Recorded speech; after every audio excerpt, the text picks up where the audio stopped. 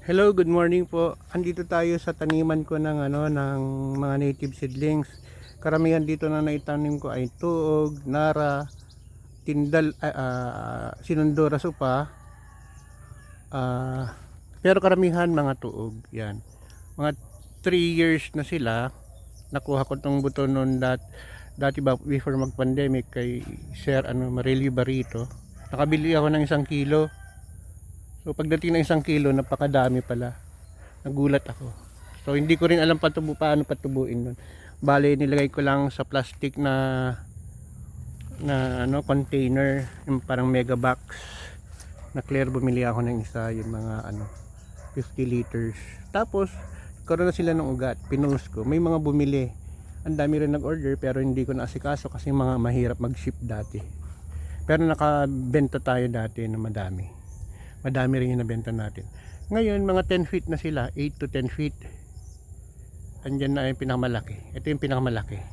Mahirap siyang lumaki dito kasi nga hindi ko naalagaan. Pagdating ko dito na natabunan na yung ganitong vines. So papatay niya kapag hindi mo siya nakalkal. So ito yung mga nakaalpas na. Ito yung medyo nahuli. Pero halos magkakasabay po yan. So eto malaki na rin, makakaalpas na rin yan sa mga vines na pinipinsala sa mga halaman natin. Ang problema dito sa taniman ko, etong isang linya na to, ang ganda dati, may natumba na melina, 3 ata. So marupok ang melina, hindi magandang itabi yung mga native natin. So yun, natumba yung mga ipil natin, nara, lalo na yung nara, marupok. Marupok ang nara, mabilis pang lumaki ang nara. Kaya nga 15 to 20 years pwede nang anihin ng nara kung balak nyo magtanim ng pang harvestable na native trees. Mahal na, mabilis pang lumaki. Instead na mahugani, mas maganda nang itanim ang nara. So ang purpose naman ng ipil natin, napakatibay kahit matumba yan. May uusbong na sanga, maging straight pa rin yung ball nya, makipaghunahan. So ito yung ipil natin. Tuog. Ito yun, yun bulletproof tree or nakalimutan ko yun, yung Heritaria sylvatica ata to, or Heritaria lang, dungon. Yung dungon latte, yun sa swamp or sa ilog lumalaki. Ito naman upland na dungon. So mabagal siyang lumaki, lalo na dati ng araw, nasisilungan ng melini. Ngayon tumba na. Ang gagawin ko na lang dito sa na to na melina, ayan ko na lang unti-unting kong tinanggal yung mga sanga kasi hindi ako ganun ka lakas magtrabaho, mabilis akong hingalin. So eto ang laki, maganda siyang shade kasi 3 years, pag 4 years na pwede ng shade. Ang problema pag pinabayaan mo sa malaki siyang kahoy, isa sa pinakamalaki dito sa Pilipinas. So andyan, ang ganda dito sa silong ng mga tuog natin. So may mga more or less 10 pa akong naiiwan sa sa Manila, dadaling ko dito para ma-straight ko to at saka mapalitan ko yung mga natumbahan. So yun, problema may dito, thick wood, pero natumba rin ng bagyo, so hindi na straight ball. So pero ang kinakatuwa ko lang, malalaki na sarap maging shade, malilim sa ilalim, matibay rin sa bagyo. Tignan mo, walang natumba kahit isa. Ang pinagdaanan nilang bagyo ngayon, si Egay at saka si Guring ang malakas ang ulan, si Egay malakas ang hangin, pero nakasurvive sila straight na straight. So yun, maganda rin sa mga park. Ang problema nga, pag pinabayaan mo, super laki silang kahoy. So ang suggestion ko, mas maganda yung ipil, lalo na yung ipil na malalaki ang dahon, para hindi masyadong makalat. Kasi ito, pag halimbawa sa Manila, sa mga park, masyadong malaking kahoy. Ang mangkuno naman, ang suggestion ko sa mangkuno, maganda siyang mamulaklak, mabagal lumaki. So yung mga pinuputulan nila na pinuputulan katulad sa mga mall, yung mga nasa parking area nila sa open space, so pala nilang pinuputulan yung mga baliti kasi mabilis lumaki yun. dapat nang tanim na lang doon yung mga native trees katulad ng ipil o di kaya mangkuno. Yun, ang ganda ng bulaklak ng mangkuno kapag namulaklak eh.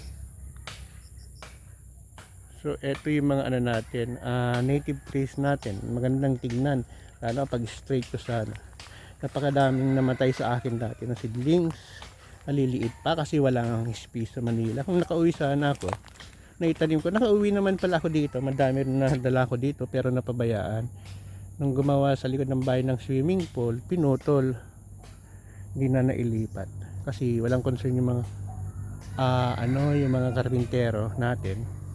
Ngayon kung makikita nila nagbebenta ka ng isang seedlings, makikita nila ng value, pwede pala magkapiraan. Yun siguro magkaroon sila ng malasakit sa mga native trees natin. So ito lang, ang ganda kasing i-picture eh, ang bilis lumaki. So maganda naman siya kung nagmamadali ka na magkaroon ng shade sa bahay, sa parke, maganda yung tuog.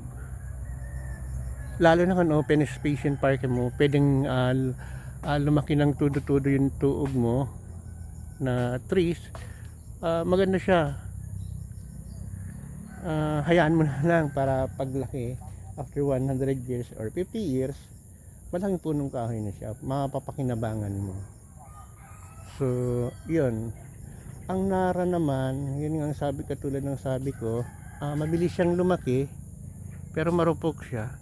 So ibig sabihin after 15 to 20 years pwede na siyang anihin yung kahoy niya. Pero medyo may pagka marupok siya. Matibay siya pero kapag bata pa marupok. Hindi tulad ng ipil, eto ipil to. Kahit matumba man yan pero nilagyan ko ng tungkod. Uusbong at uusbong pa yan, may usbong na sanga, magiging straight ball pa rin siya. Magsasalt pruning din siya. So napansin ko sa mga halaman nagsasalt pruning. So eto. Meron din mga tuog ang tataas kasi nga naipaghabulan sila sa araw. Puntan natin. So yun, nasa open space, ang bilis nilang lumaki na arawan, ang lalaki na nila. Ito yung mga kasama nila, hindi masyadong naarawan kasi madaming competition. Tignan mo oh. Ito nara, may ipil tayo doon. Tapos group of tuog na naman. Mas maganda sa yung mga tanim ko dito sa malapit dito sa bukid. Eto, may group of 10 ako dito eh, na tuog. Ang ganda, ang yabong. So eto sila, napaka taba ng lupa nila kasi yung tubig dito sa bukid galing dun sa alaganain ng rabbit na pupunta lahat dito yung tubig, yung kata siguro ng kain ng rabbit na yung nila pataba. So eto, open area to, nabababad din sila ng tubig. Ngayon naghukay lang kami dito para itambak dito, kaya eto maano na sila, nalagyan na ng lupa sa ilalim. Pero kahit nakababad yan sa tubig, matibay po.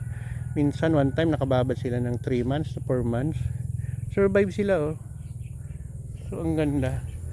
Ito po. Matuog natin ang tataba. Sana mabuhay lahat po.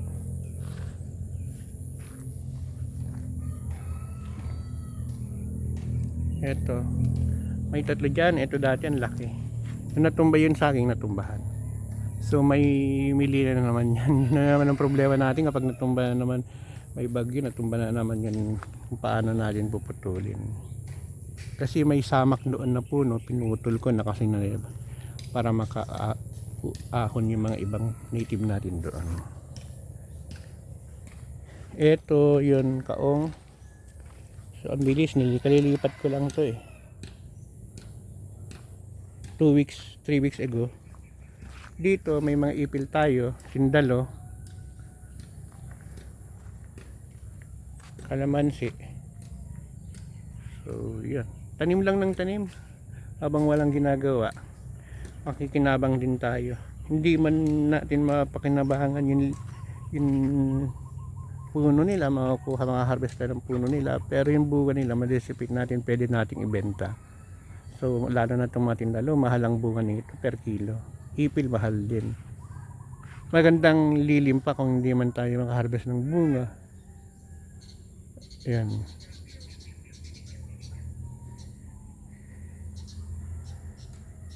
So yun yung mga pakinabang natin sa native trees. Kakilala ko yun, kumukuha ng kahoy doon.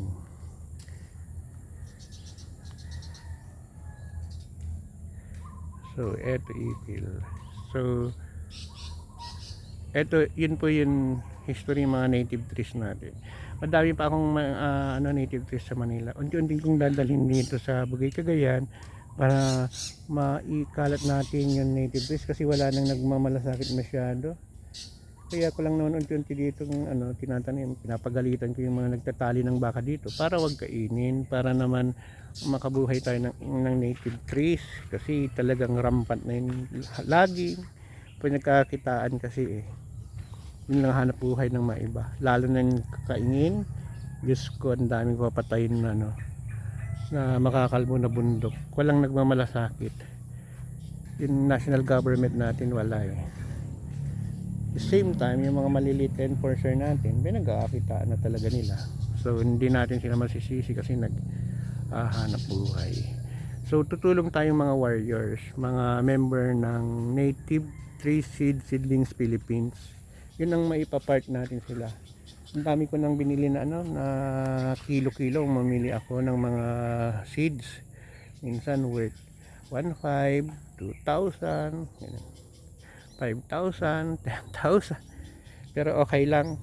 Kung makakabenta naman ako ng mga seeds, mababawi din natin. Pinakamahalaga noon, mapapangalagaan natin. So, yan po. Mga native trees natin, tuog, tindalo, eto sagat or mulawin, mulabe. Dalawa dati yan nung may nagputol ng kawayan, pinutol na lang, kala nila kung ano lang, kaya nilagyan ko ng pasak or tulos para warning sa mga kukuhan ng kawayan. So dito na lang po, bye bye po.